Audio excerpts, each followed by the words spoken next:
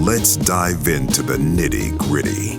Sympathy for the Devil was released on July 22nd, 2023 for its premiere, and then it was released, I'm assuming, in just a handful of cinemas on July 28th, 2023, because I couldn't find the budget at all. Another one of those. But it grossed $178,267.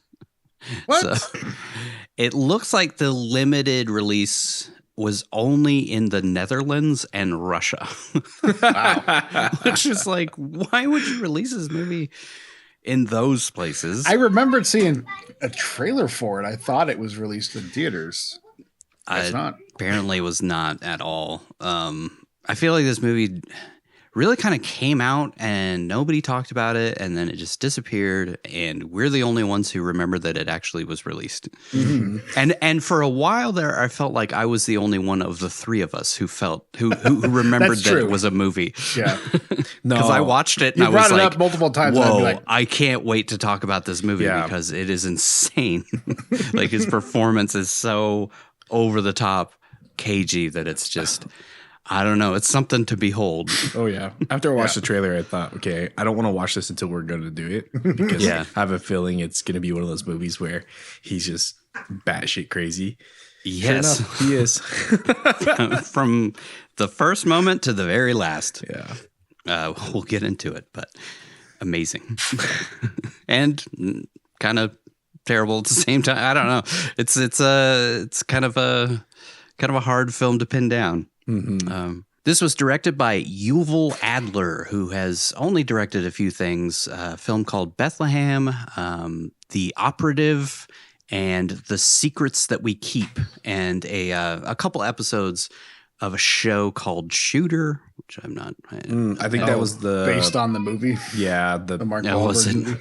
Based off the This was written by Luke Paradise, who, aside from having a porn star's name, I couldn't find much about him. Although I will say that he has some semi-high profile projects in the works. He also wrote a film called Lost on a Mountain in Maine, which got much better reviews than this movie. So I think that was the movie he did after this one. So maybe he's a on the rise writer. Pretty much everybody on this film, I'm like, who? I know who Joel Kinnaman is, and I know who Nicolas Cage is, but I'm not sure about the other people. This was shot by Steve Halloran, who's worked on a ton of independent films and shorts that I have not seen, not one. The only film that kind of rings a bell is a 2020 film with Alec Baldwin in it called Chick Fight that also co-starred Stolen star Malin Ackerman. That's what she's best known for. Is Stolen. Only thing I know her from. Thankfully, nobody got shot on that one. Jesus, fuck. Probably some chick got punched in the face, though. It's called Chick Fight. Like we need to give Rust an honorary episode at this point. We have talked about it a lot at this point. Like we have April Fool's Day episode. I feel like that'd be in poor taste, but yeah, it would be. Releasing but also the movie really would funny. Be in poor taste, but that, so. Yeah, that's true. That's true. Very true. I mean, I get it. Everybody else worked on it. Whatever.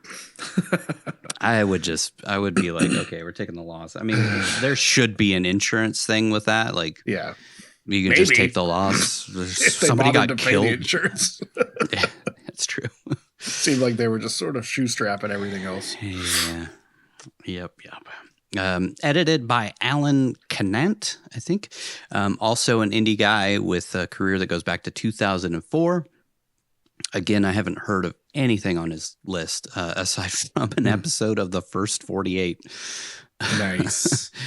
But there are quite a few on the list with semi-high IMDb scores, so I'm sure they're indie films. But sometimes it's kind of like hard to justify watching those movies that made $180. Like this one. So the only reason we're watching is because we had to, basically. And then music by Ashay Adar. who goes by the name Oosh. OOSH. Like all right. Oosh. Who has also been working since 2004. And again, I don't recognize a single thing on the list. The indiest of indie films. Yeah, very indie. This whole thing. I like the music, actually, quite a bit. Yeah, the music throughout. was good. Yep. Aside from Nicolas Cage films, I guess we're pretty out of the indie scene at this point. Like, I don't feel like any of us are really like going deep diving into indie films at the moment. No. I feel like it's definitely something I did in my 20s, but I don't really do it anymore because I just do not have time anymore. Ratings, this got a 59%, just barely in the rotten category. I saw it fluctuate back and forth between 59, 60, Yeah, that's 61. right below. Yeah, right below the rotten or the fresh category. 5.6 out of 10 on 83 reviews. Not a ton of reviews for a film that came out in 2023. The audience score is a 50%, so actually worse than the critic score. Metacritic gave it a 54%. Again, weighted score, so I don't know, one critic could have given it a good review and then everybody else shit on it. You just never know with Metacritic. Mm-hmm. Letterboxd gave it a 2.7 out of 5. I don't even know what to make of these fucking Letterboxd scores at this point because they're all over the place. Yeah. I feel like Captain Corelli's was like a 2.7 out of 5 too. It was like Okay. IMDb 5.5, so it's all kind of like the same kind of middle of the road for everybody. Like Rotten Tomatoes, critics and audience and Metacritic and Letterboxd and IMDb all kind of gave it like right in the middle. Yeah. It's like, not quite great, not quite bad, which spoilers, I feel like that's kind of where all fall, at least. I don't know about everybody else.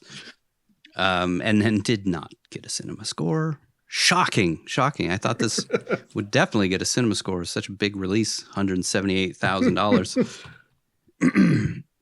That's crazy, dude. We've seen quite a few films lately that have been in this kind of like vein of like made under $250,000, but I don't know, it's just 2023 and you are actually releasing it somewhere, in any indie theater, and you still only make $178,000 and it's starring Nic Cage. I don't know. It's kind of weird to me.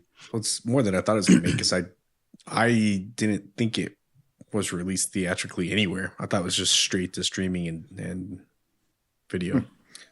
I did. I thought it had a theatrical. No, because it kind of came out in that weird time where theaters were still struggling to come back online. So you're not going to put this movie in theater. Yeah. I mean, maybe originally they planned to, but not after. Then they watched it and they were like, nah.